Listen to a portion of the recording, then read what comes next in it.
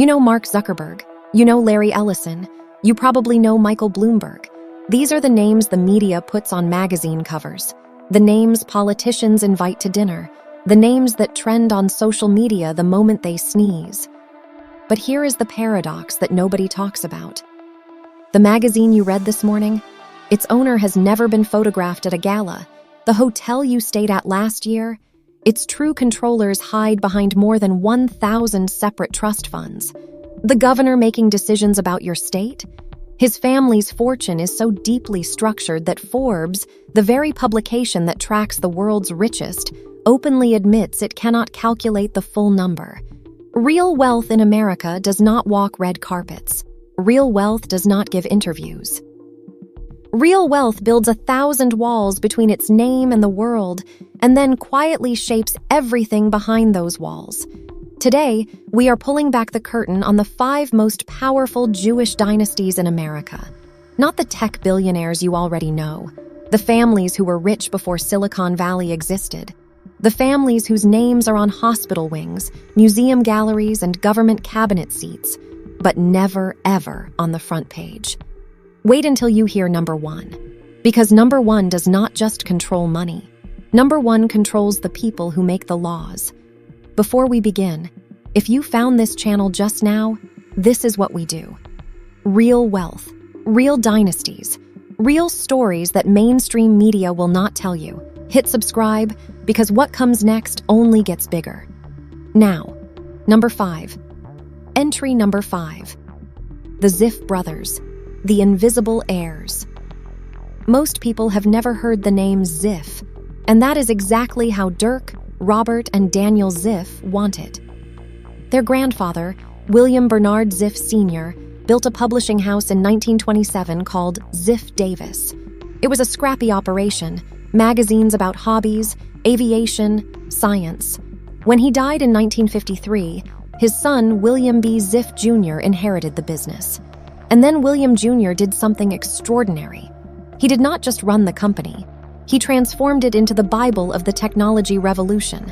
By 1982, Ziff Davis owned PC Magazine, the best-selling tech publication on the planet during the personal computer boom. They owned the conversation about the future before the future had arrived. In 1984, William Jr. sold most of his magazine titles for $712.5 million. He held on to PC Magazine and a handful of others.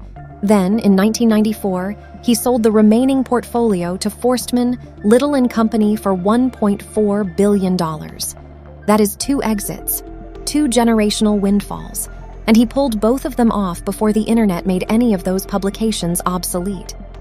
When William Jr. died, his 3 sons, Dirk, Robert, and Daniel, inherited a fortune that most people cannot fathom. They did not want to run magazines. They did not want to be publishers. They had a better idea. They took that inheritance and poured it into Ziff Brothers Investments, a New York-based private fund that invested across equities, debt, real estate, commodities, and private equity. They became the money behind other people's money. Their most significant bet?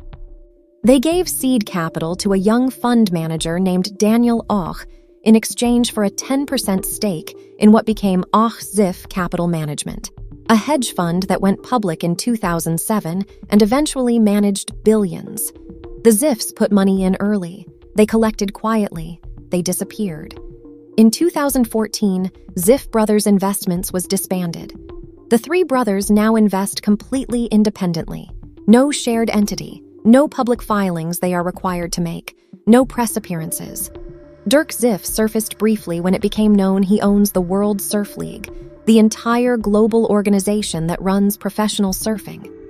Most of the world did not notice. That is the point. The Ziff fortune is estimated somewhere between $5 and $8 billion. But because it is fragmented across private vehicles with no public disclosure requirements, the true number may never be known. 3 brothers, $3 billion portfolios, 0 photographs on the cover of anything they do not own. Entry number 4, the Sackler Family, the dynasty that burned. Every list of great American dynasties has at least one cautionary tale. The Sacklers are it. Arthur, Mortimer, and Raymond Sackler were three brothers who built their fortune in the pharmaceutical world in the mid-20th century. They were respected. They were philanthropists. Their name was on the Sackler Gallery at the Smithsonian, the Sackler Wing at the Metropolitan Museum of Art, the Sackler Museum at Harvard. Their name was everywhere, which turned out to be part of the problem. In 1952, Purdue Pharma was founded as a modest pharmaceutical company. The Sacklers owned it. For decades, it produced unremarkable but steady products. Then, in 1995, Purdue released OxyContin, a powerful opioid painkiller, and the family launched one of the most aggressive and catastrophic pharmaceutical marketing campaigns in American history. Between 1995 and 2001, OxyContin generated $2.8 billion in revenue for Purdue Pharma. The Sackler family collected billions in distributions, and the drug, marketed as less addictive than it truly was, spread across American communities like a quiet catastrophe. Rural towns, suburban neighborhoods, hospitals. The opioid crisis that would kill hundreds of thousands of Americans over the following 2 decades had a specific point of origin, and that point of origin wore the Sackler name. In 2007, Purdue Pharma agreed to a $600 million settlement after admitting it had misrepresented OxyContin's safety profile. Lawsuits continued for another decade. In 2019, Purdue declared bankruptcy. The family agreed to pay more than $6 billion in settlements, though legal battles over the exact terms dragged on for years. But here is what made the Sackler collapse truly historic: the cultural erasure. Museums began removing the Sackler name from their walls: the Louvre, the Tate, the Guggenheim. Institutions that had proudly displayed the name for decades quietly scrubbed it away. A family that had spent a century building a legacy in stone watched that legacy dissolve within a few years. The lesson of the Sackler dynasty is not about greed alone. It is about what happens when a family that built its power on invisibility suddenly becomes impossible to ignore. They had the wealth, they had the philanthropy, they had the name on the walls. What they did not have was the humility to stop. Estimated family fortune before the collapse, over $11 billion. After settlements, legal fees, and reputational destruction, a fraction of that, and a warning carved into American financial history. Not all hidden empires survive the light. Some of them burn. We are halfway through, and what is coming next changes the way you see everything you read, watch, and vote for. If this channel is new to you, subscribe now, because the families ahead built something far more durable than a pharmaceutical company. They built systems. Entry number 3, the Newhouse Family, the kings of what you read. Let me ask you something. Have you ever heard of Donald Newhouse? If your answer is no, that is the most important thing you need to understand about this family. Because Donald Newhouse and his late brother Samuel Irving Newhouse Jr. controlled something that shapes what millions of Americans believe, desire, wear, read, and think every single day. And they did it entirely from the shadows. Their father, Samuel Irving Newhouse Sr., was born on the Lower East Side of Manhattan, the son of a Jewish immigrant family with no money and every reason to fail. He got his first job at the Bayonne Times, a struggling New Jersey newspaper. When he asked for a raise he had long deserved, the owner refused. Sam Newhouse did not quit in anger. He quit with a plan. He maneuvered his way into a controlling interest in the Staten Island Advance in 1922, a small paper that nobody wanted, and turned it into the first stone in what would become one of the largest private media empires on Earth. By the time Samuel Sr. died in 1979, the Newhouse family controlled dozens of newspapers across the United States.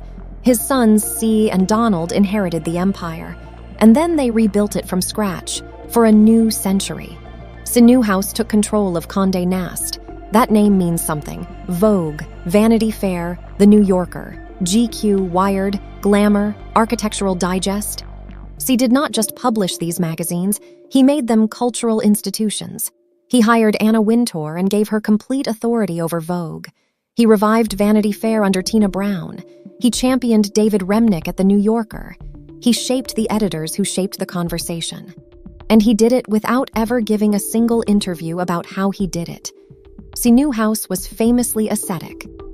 He owned one of the most valuable private art collections in the world, including a Jackson Pollock drip painting, No. 5, 1948, once considered among the most expensive works on the planet, and almost nobody knew it. He arrived at Condé Nast offices unannounced.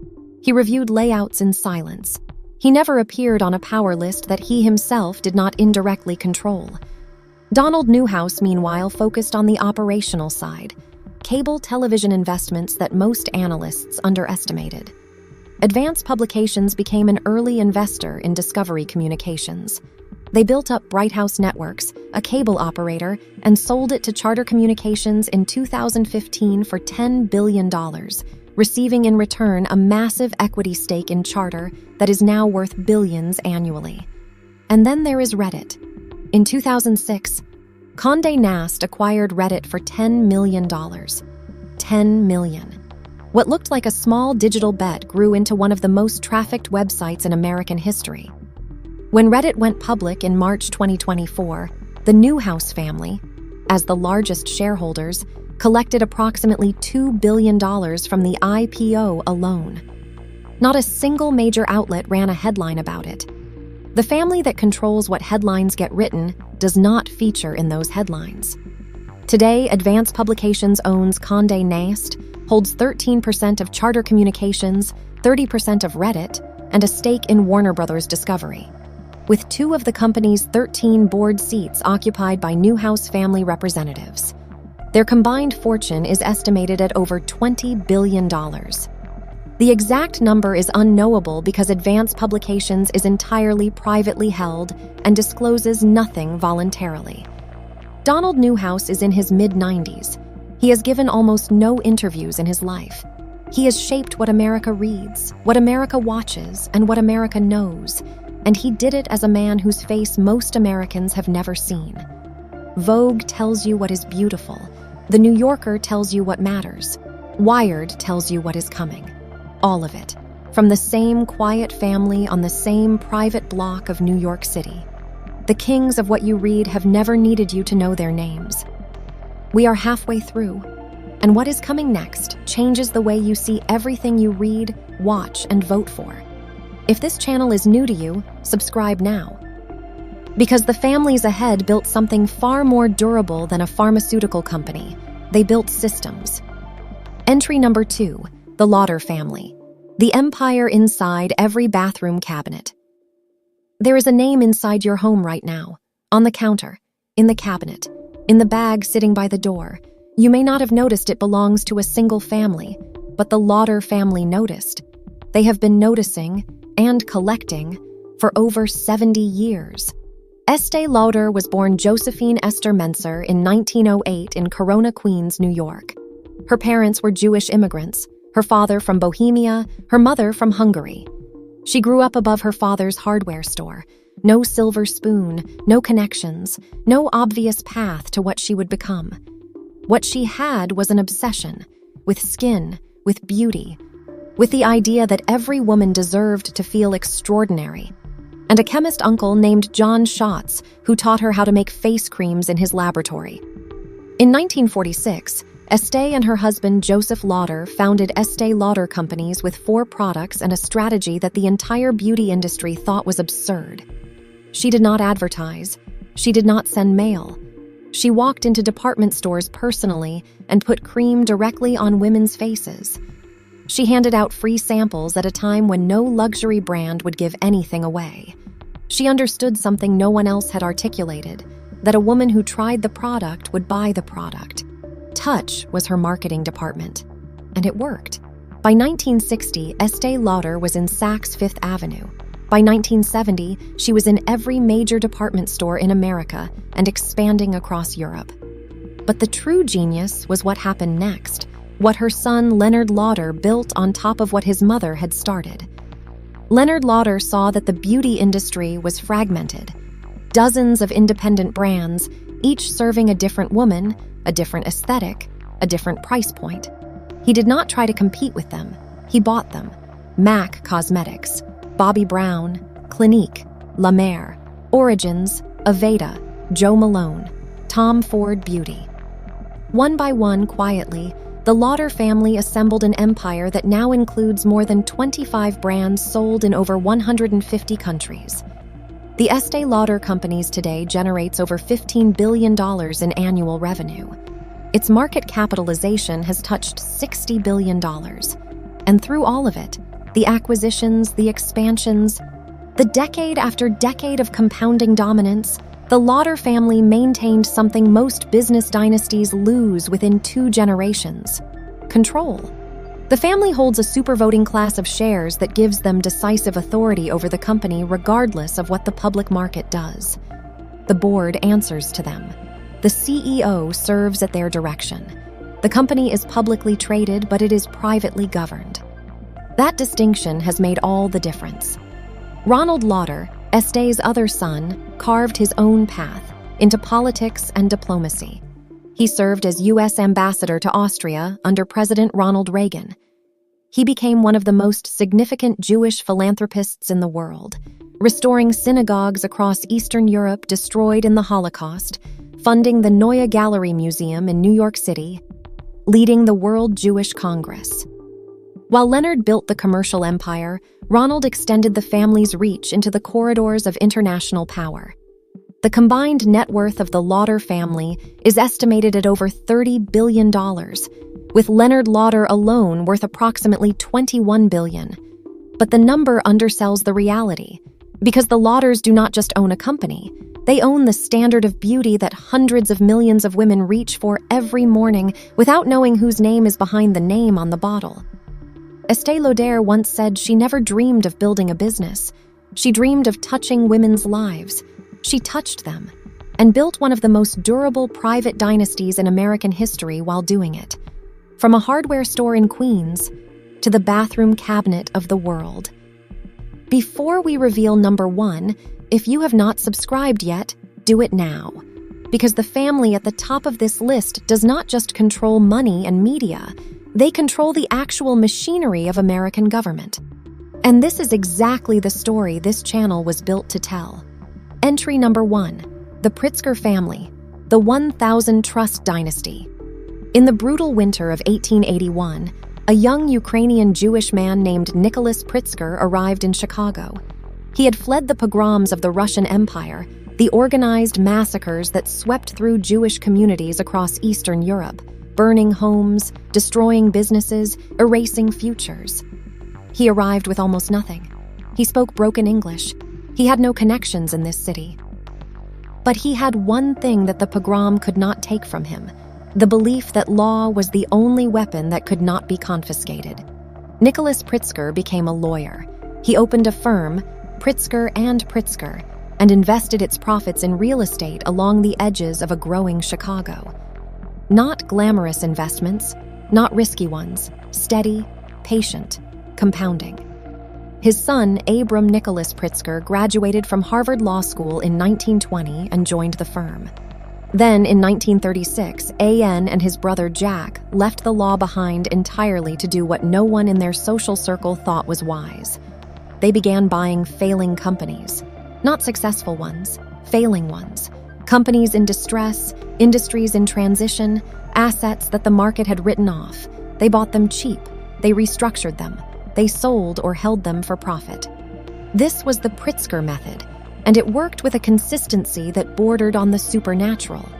A.N.'s son, Jay Pritzker, was the generational genius. Harvard Law-trained former naval aviator, dealmaker of extraordinary instinct.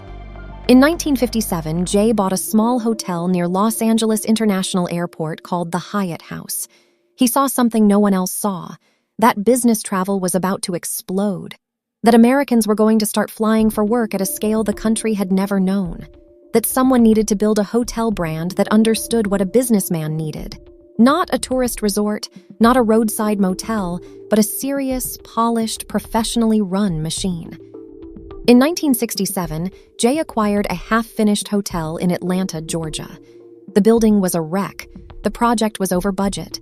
The original developer had walked away. Jay did not see a problem. He saw a canvas. He finished the building with a design that had never been tried, a massive open atrium rising through the center of the hotel, glass elevators, cascading greenery, a sense of theatrical grandeur in a sector that had always treated grandeur as a luxury. The Hyatt Regency Atlanta opened and changed the industry overnight. Every major hotel company in America copied the atrium concept within a decade. By the mid-1980s, the Pritzker family did not just own Hyatt.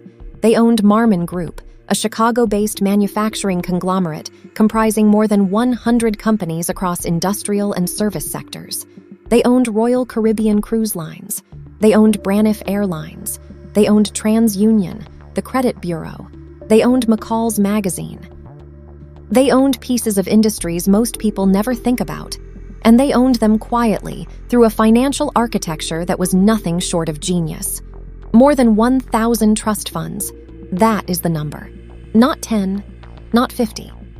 1,000. Established over decades by A.N. Pritzker and his sons, designed specifically to consolidate control, minimize taxation, defer inheritance, and make it structurally impossible for the outside world to calculate how much the family was truly worth. Forbes can estimate, Bloomberg can model, but no one outside the family has ever seen the full picture. When Jay Pritzker died in 1999, the family divided the core empire into 11 pieces, each valued at $1.4 billion. 11 billionaires created from a single estate. But here is the detail that separates the Pritzkers from every other wealthy family on this list.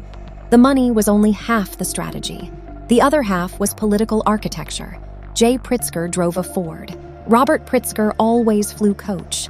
The family that owned a global hotel empire, 100 manufacturing companies, and a cruise line refused to be seen as ostentatious.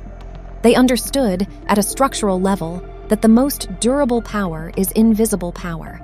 And invisible power requires a very specific kind of investment in people who make decisions. Penny Pritzker, A.N.'s granddaughter, became the national co-chair of Barack Obama's 2008 presidential campaign. When Obama won, she was appointed the 38th United States Secretary of Commerce, the cabinet position that oversees trade, economic development, and the census. She ran the department from 2013 to 2017. She sat in the room where national economic policy was made. She was not a politician. She was a Pritzker. J.B. Pritzker, Jay's great-nephew, served as national co-chair of Hillary Clinton's 2008 presidential campaign. Then he ran for office himself. In 2019, J.B. Pritzker became the governor of Illinois, the fifth largest state economy in the United States. He is currently the sitting governor. A Pritzker controls the executive branch of a state with a GDP larger than most countries. This is not political coincidence. This is political architecture. A family that fled pogroms in 1881, that built their fortune on failing companies and distressed assets. That protected that fortune behind 1,000 trusts. Also systematically invested in the political infrastructure of the United States of America. Not through corruption, through participation, through the understanding that the people who shape laws shape everything else. That is why the government never mentions them. Not because of a conspiracy, because some of them are the government. The Pritzker family's combined net worth is estimated at $33.5 billion across 11 billionaire members, making them the 15th wealthiest family on Earth. But that number, by the family's own design, is almost certainly wrong. The trusts are not fully disclosed. The private holdings are not fully valued. The full picture belongs only to the people inside those 1,000 walls. One Ukrainian immigrant, one law firm, 143 years, and a dynasty so deeply embedded in the American system that removing them would require rewriting the system itself, from the ashes of a pogrom to the corridors of American power. Every family on this list started the same way: immigrants, outsiders, people who were told explicitly or implicitly that the doors of power were not for them.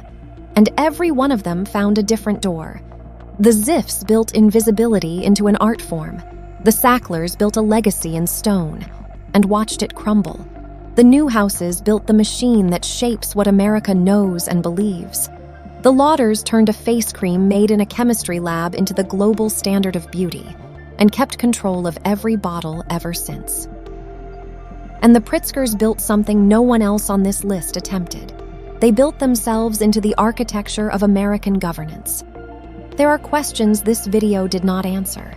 There are families so private that even their lawyers do not know the full picture.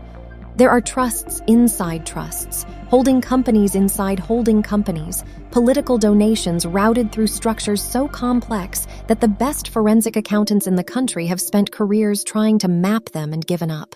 What you do not know about American wealth would fill a second video, and a third, and possibly a 10th. If you made it this far, you already know this channel is different. We are just getting started, and the stories coming next will be bigger than anything you saw today. Subscribe to Apex Status. We are tracking the money.